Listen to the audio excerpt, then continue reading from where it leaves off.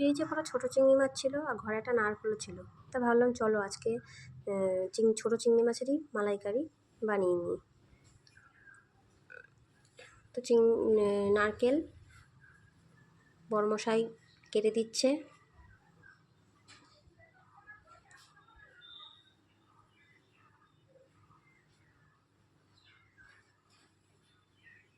ভালো করে নারকেল ছুলে পরিষ্কার করে কেটে নেওয়া হলো।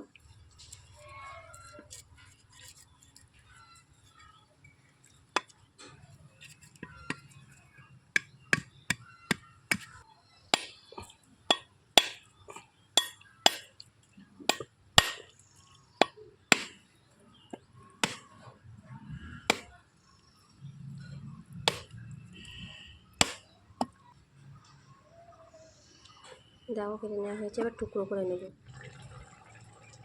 টুকরো করে একটু সামান্য জল দিয়ে মিক্সিতে পেস্ট করে নিলাম।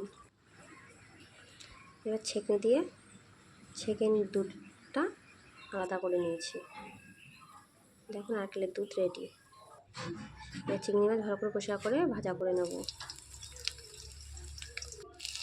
এবার কড়াইতে জিরে, তেজপাতা আর মশলা দিয়ে ভালোভাবে কষিয়ে নেব। লাল লঙ্কার গুঁড়ো, হলুদ, জিরে গুঁড়ো দিয়ে নিলাম। আমি মশলাটা মধ্যে দিয়েছি আদা, পেঁয়াজ, রসুন, কাঁচা লঙ্কা বাটা। ভালোভাবে মশলাটা হয়ে গেলে নারকেলের দুধ ঢেলে দেবো, চিংড়ি মাছগুলোও দিয়ে দেবো।